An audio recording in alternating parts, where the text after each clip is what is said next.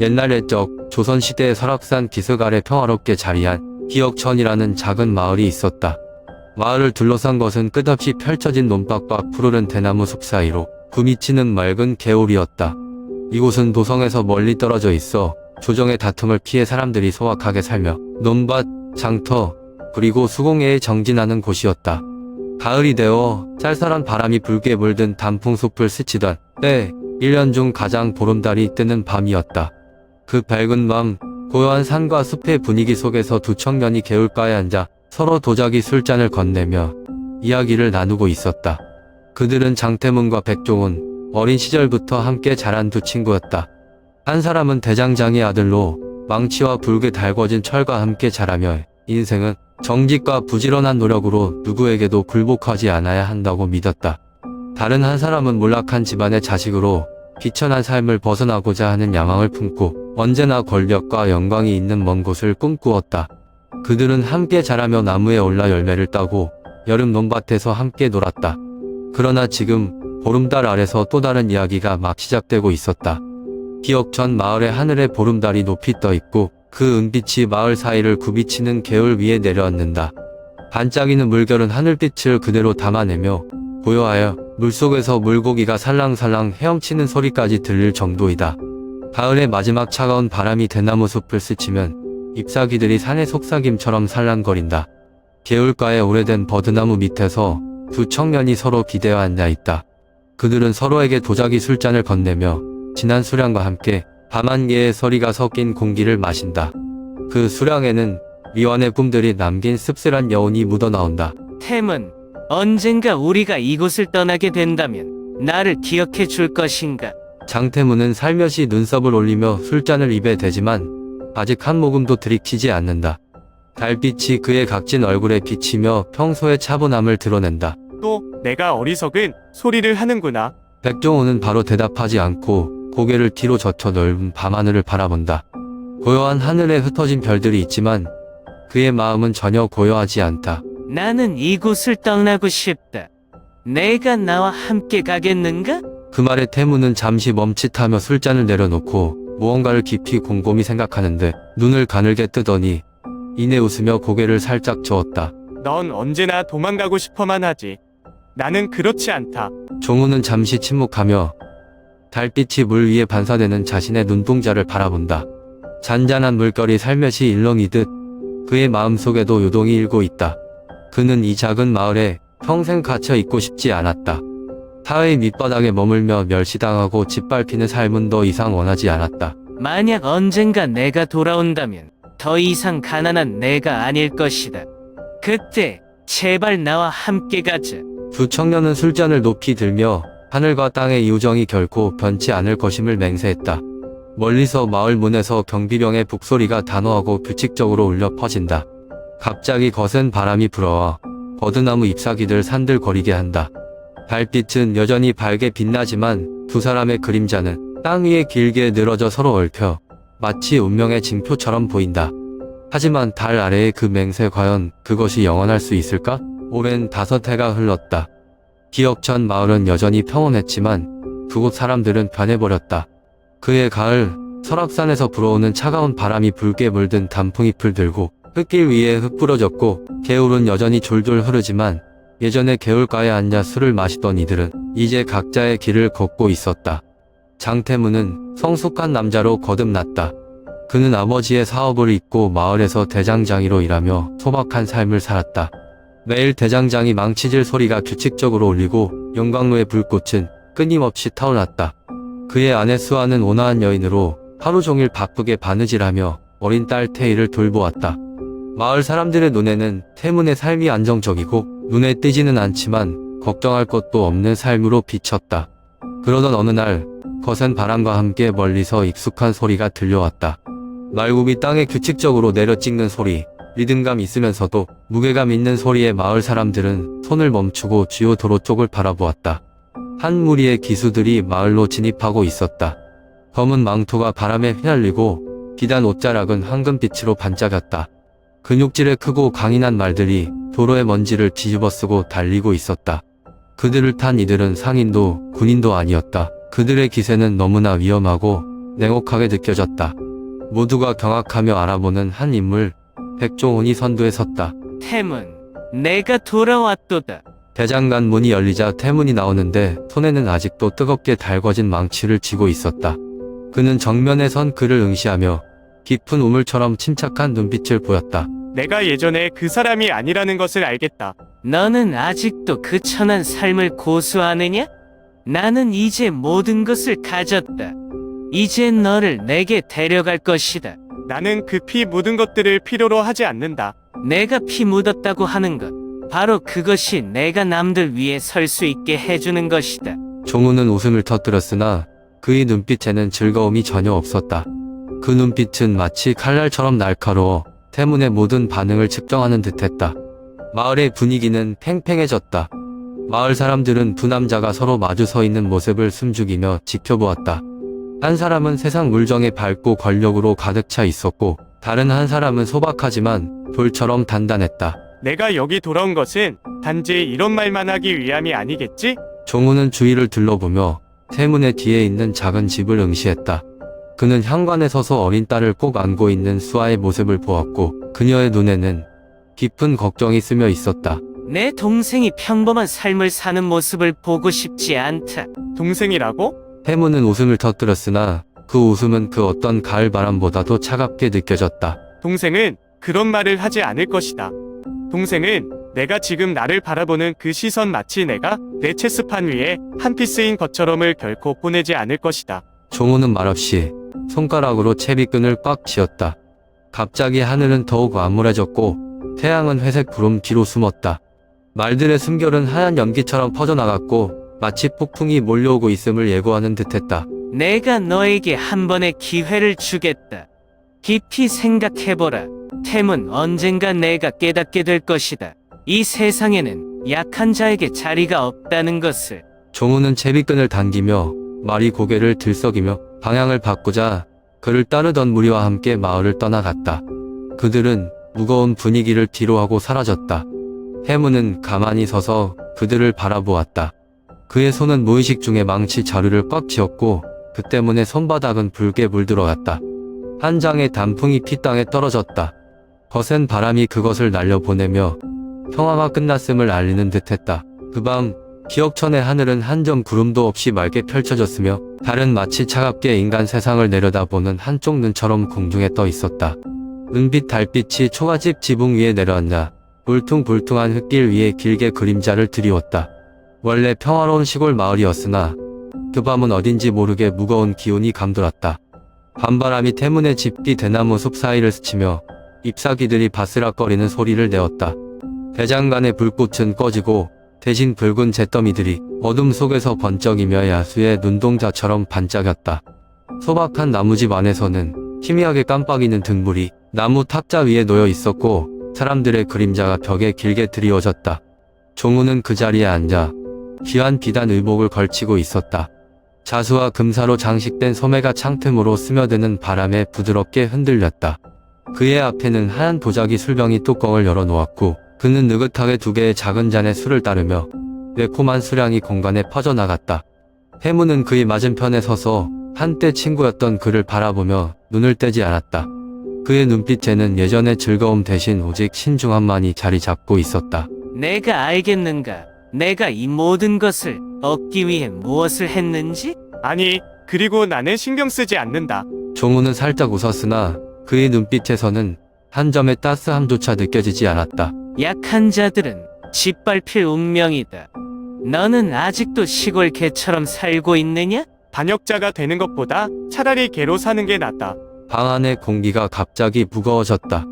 밖에서는 대나무 숲 사이로 바람이 여전히 실실 불어오지만 방 안에서는 한때 형제였던 두 사람 사이에 침묵이 짙게 깔렸다. 내가 반역했다고? 너는 아무것도 모른다.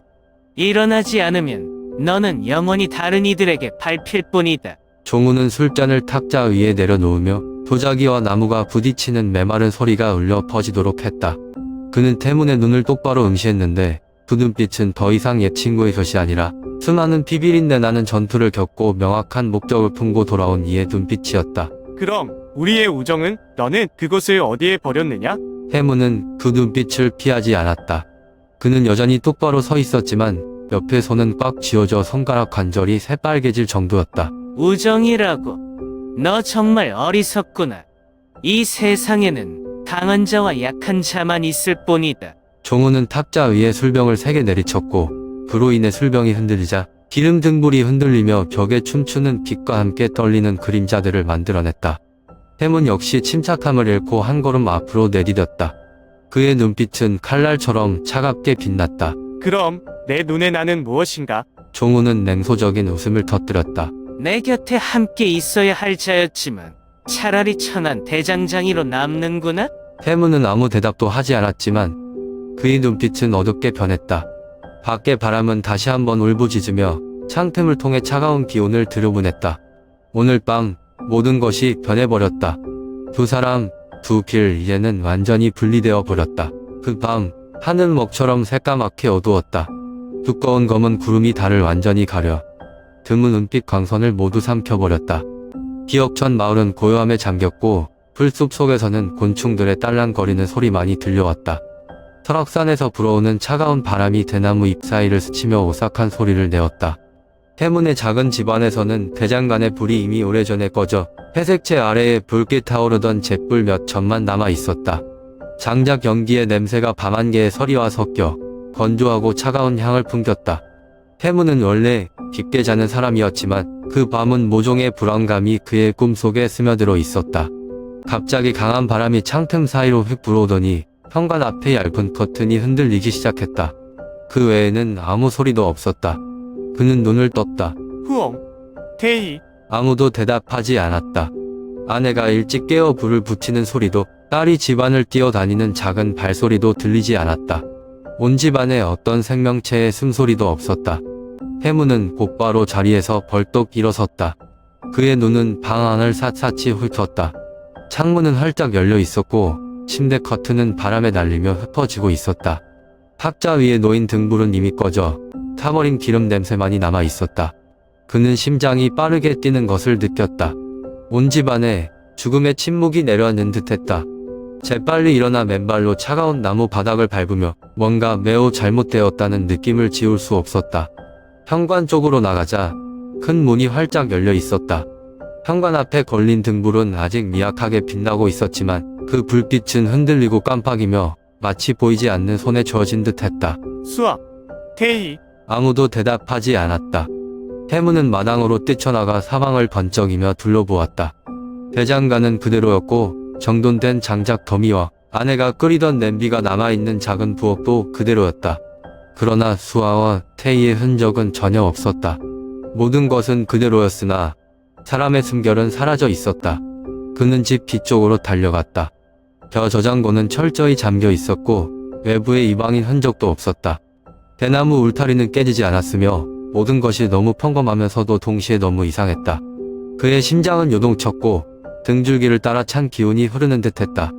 그러다 그는 한 장의 종이를 보았다. 그 종이는 바로 현관 계단 앞에 놓여 있었고 밤바람에 이리저리 흩날리고 있었다. 그는 몸을 숙여 그 종이를 집어들었다. 종이 위에는 차갑고 검은 글씨가 마치 두려움 없이 단단한 손으로 쓴 듯 선명하게 쓰여 있었다. 그들을 다시 만나고 싶다면 삼벽으로 오라. 해문의 손은 그 종이를 꽉 쥐었고 손가락 관절은 새빨갛게 변할 정도였다. 밤바람이 대나무 숲 사이를 울부짖으며 지나갔다. 현관 앞의 등불은 갑자기 꺼져버렸고 어둠이 모든 것을 삼켜버렸다. 더 이상 의심할 여지 없이 그는 이미 종혼의 함정에 빠진 것이다. 오늘 밤 달빛은 그 어느 때보다 밝게 빛난다. 그러나 그 빛은 차갑고 날카로워 깊은 협곡 아래 우뚝 솟은 암벽들을 선명하게 비춘다. 설악산에서 부는 강한 바람이 여러 번 불어와 나뭇잎들이 바스락거리며 흔들리고 산 기슭의 희미한 먼지들을 휩쓸어 간다. 여기 구룡 암벽은 인적이 드문 황량한 곳이다. 마을 사람들은 이곳이 해탈하지 못한 원혼들이 떠도는 장소라고 전해 들었는데 밤이 내리면 바람이 돌 하나하나를 스치며 마치 애절한 울음소리처럼 들린다고 한다. 오늘 이곳은 전설보다도 잔혹한 한 장면을 목격하게 된다. 해문의 앞에서 백종우는 그의 딸 태희의 옷깃을 꽉 쥐고 있다. 태희는 겨우 6살의 아이이다. 그 아이는 창백한 얼굴에 동그란 눈이 놀라서 크게 떴고 작은 손은 자신을 붙잡고 있는 사람의 손목을 꼭 쥐고 있다. 태희는 울지 않지만 입술은 살짝 떨리며 온몸은 공포에 굳어버렸다. 너 정말 내가 나에게 대항할 수 있다고 생각하는가? 종우는 입꼬리를 올리며 웃었지만 그의 눈빛은 마치 그 뒤 깊은 심야처럼 어두웠다. 종훈, 내가 나와 원한이 있다면 내게 변호라. 해무는 침착하려 애썼으나 이마의 혈관들이 긴장감으로 불끈 튀었고 그의 손은 칼 손잡이를 꽉 쥐어 손가락 반절이 하얗게 변할 정도였다. 이미 늦었어, 친구야. 종우는 손을 놓았다. 시간이 멈춘 듯 했다. 태희가 협곡 아래로 떨어졌다. 안 돼. 해무는 달려갔지만 이미 늦어버렸다. 높은 곳에서 그는 자신의 딸이 허공에서 머뭇거리며 가느다란 옷자락이 바람에 날리다가 아래 어둠 속으로 사라지는 모습을 보았다. 협곡 바닥에서 긴 메아리가 울려 퍼졌다. 해무는 무릎을 꿇고 쓰러졌으며 손은 아직 앞으로 뻗어 있었지만 모든 것은 헛되게 끝나버렸다. 순식간에 그의 주위를 둘러싼 모든 세상이 무너져 내리는 듯했다.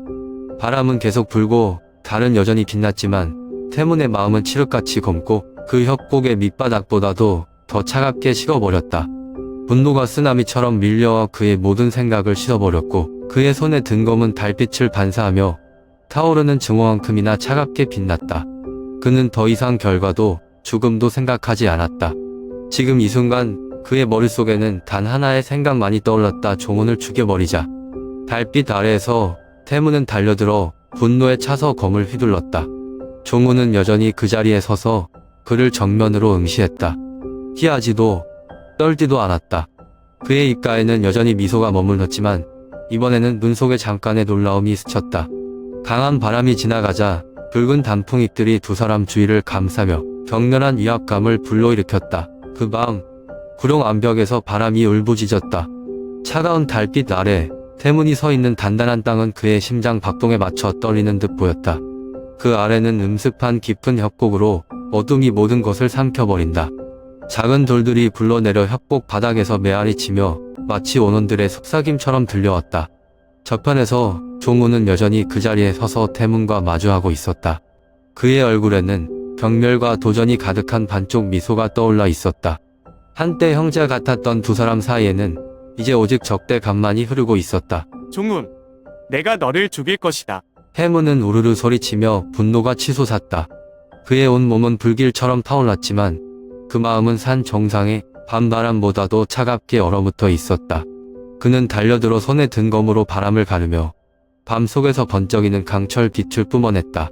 종우는 피하지 않고 살짝 몸을 기울이며 차가운 눈빛으로 태문의 모든 움직임을 주시했다.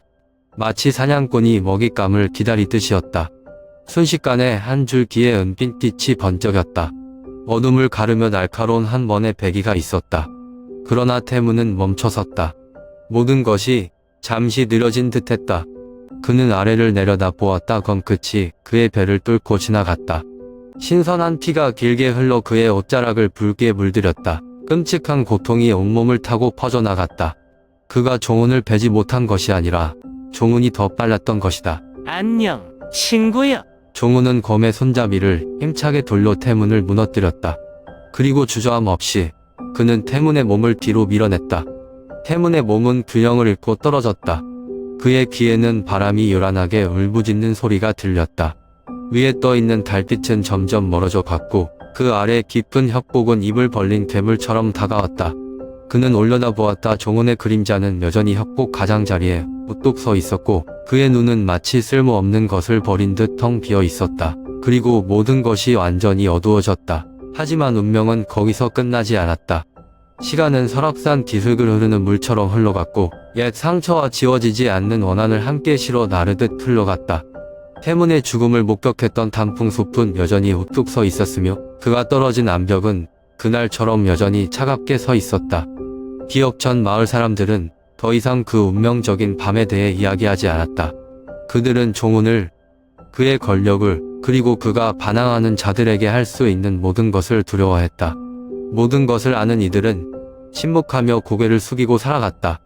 그러나 운명은 결코 아무도 잊지 않는다. 수년 후 한양 도성에서 한 이방인이 나타났다. 그 사람은 단순한 재색의 의복을 몸에 두르고 북적이는 대시장 골목을 조용히 걸어갔다. 긴 머리를 깔끔하게 올려 묶은 채 우아하지만 동시에 냉혹한 기운을 품은 그의 모습은 사람들의 시선을 사로잡았다. 그 거친 옷 아래에는 날카로운 검 하나가 감춰져 있었다. 그 사람 바로 태문의 딸 태희였다. 그녀는 겨우 6살의 연약한 아이에 불과해 스스로를 보호할 힘이 없었다. 그러나 지금 그녀는 돌아왔고 더 이상 아이가 아니었다. 나는 내 가족을 망친 자를 죽일 것이다. 그녀의 목소리는 전혀 떨리지 않았고 눈빛에는 주저함이 전혀 없었다. 그녀에게서 뿜어져 나오는 냉혹한 기운은 차분하면서도 평온한 겉모습 속에 감춰진 칼날처럼 날카로웠다. 한양의 밤하늘은 칠흑처럼 어두웠고 흰 눈이 끊임없이 내리며 궁궐의 기와와 고요한 거리를 덮었다. 그 추위는 관청 구석구석까지 스며들어 마치 도성이 피할 수 없는 결말을 앞두고 숨을 죽인 듯했다. 백종원의 화려한 하인 관청 내부에서는 붉은 등불이 바람에 흔들리며 서로 마주보는 두 그림자를 비추고 있었다. 한 사람은 깊은 원한을 품은 채 수년간 이 순간을 기다려온 자였다. 또 다른 한 사람은 모든 것을 잃었지만 여전히 한가한 미소를 입가에 머금고 있었다. 나무 복도를 바람이 우르르 휩쓸며 지나가자 문이 살짝 떨렸다. 오늘 밤 더 이상 집안의 분주한 발걸음이나 권력자들의 웃음소리는 들리지 않았다. 오직 태희와 종은 숨막힐 정도로 무거운 이 공간 속에 둘 뿐이었다. 그녀는 이날을 너무 오랫동안 기다려왔다. 내가 나와 다르다고 생각하느냐? 내가 나를 죽인다면 결국 너도 나와 같아질 것이다. 종우는 천천히 말을 이었다. 그의 목소리는 예전처럼 날카롭지 않았고 피로와 쓴맛이 스며든 듯했다. 그는 태희를 깊은 겨울의 심연처럼 응시하며 바라보았다. 태희는 손에 등검 손잡이를 꽉 쥐었다.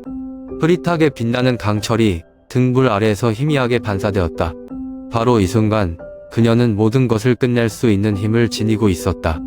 그러나 내가 내 분노를 감당할 자격이 없다. 태희의 검이 차가운 돌바닥에 떨어지며 날카로운 소리를 내어 대올 전체에 메아리 쳤다. 피 한 방울도 떨어지지 않았다. 비명도 없이 오직 종우는 그 자리에 서서 조용히 그녀를 바라보고 있었다. 태희는 등을 돌려 천천히 걸어 나갔다. 그녀의 발자국은 눈 위에 선명하게 남았지만 차가운 바람에 재빨리 날아가 버려 마치 그녀가 이곳에 없었던 듯했다. 그러나 그녀가 관청 문을 지나기 직전 종훈의 목소리가 다시 울려 퍼졌다. 내가 그렇게 끝났다고 생각하는가? 태희의 걸음은 멈췄다. 바람이 관청 마당을 휩쓸며 공중에 흩날리는 눈송이들을 함께 데려갔다. 종우는 그 자리에 여전히 서 있었다. 그의 눈빛에는 분노인지 해방인지 모를 애매한 감정이 스며들어 있었다. 그는 태희를 바라보다가 천천히 검을 들어 올렸다. 붉게 빛나는 등불 아래에서 검은 다시 한번 번쩍였으나 이번에는 그 검날이 태희를 향하지 않고 바로 자신의 가슴을 겨누었다. 순간 시간이 얼어붙은 듯했다. 그러자 차가운 밤 공기 속에서 검이 살을 가르고 아우성치는 소리가 울려 퍼졌다. 피가 흰 눈 위에 떨어져 붉은 얼룩으로 번져나갔다. 태희는 뒤돌아보았다. 종우는 여전히 그 자리에 서서 그녀를 향해 시선을 고정하고 있었다.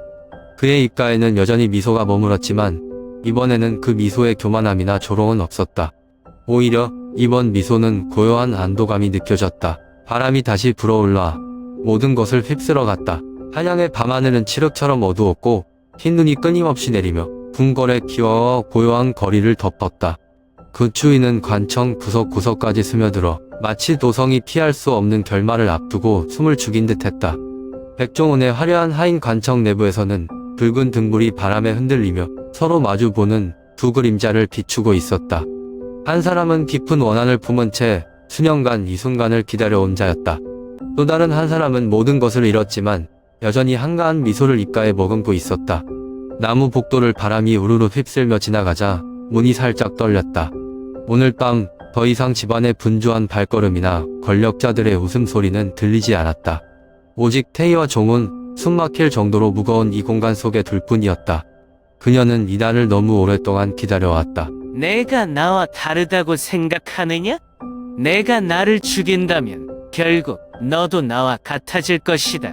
종우는 천천히 말을 이었다.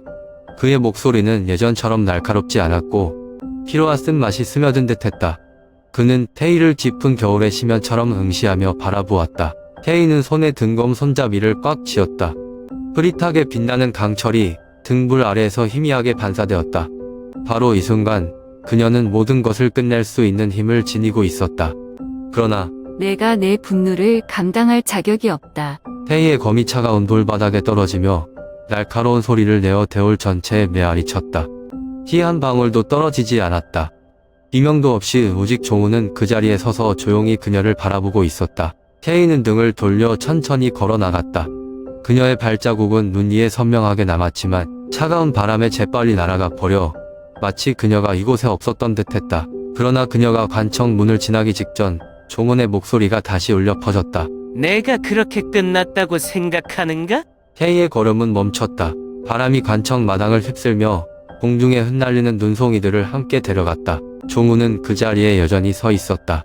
그의 눈빛에는 분노인지 해방인지 모를 애매한 감정이 스며들어 있었다. 그는 태희를 바라보다가 천천히 검을 들어 올렸다. 붉게 빛나는 등불 아래에서 검은 다시 한번 번쩍였으나 이번에는 그 검날이 태희를 향하지 않고 바로 자신의 가슴을 겨누었다. 순간 시간이 얼어붙은 듯했다. 그러자 차가운 밤 공기 속에서 검이 살을 가르고 아우성치는 소리가 울려 퍼졌다. 피가 흰 눈 위에 떨어져 붉은 얼룩으로 번져나갔다. 태희는 뒤돌아보았다. 종우는 여전히 그 자리에 서서 그녀를 향해 시선을 고정하고 있었다. 그의 입가에는 여전히 미소가 머물었지만 이번에는 그 미소에 교만함이나 조롱은 없었다. 오히려 이번 미소는 고요한 안도감이 느껴졌다. 바람이 다시 불어올라 모든 것을 휩쓸어갔다. 눈은 내리기를 멈췄다. 한양의 밤하늘은 여전히 칠흑처럼 어둡지만 저 멀리 산 너머로 첫 새벽빛이 희미하게 모습을 드러내고 있다. 연한 달빛은 남은 어둠에 완전히 삼켜지며 마치 방금 벌어진 모든 일을 조용히 증언하는 증인처럼 있다.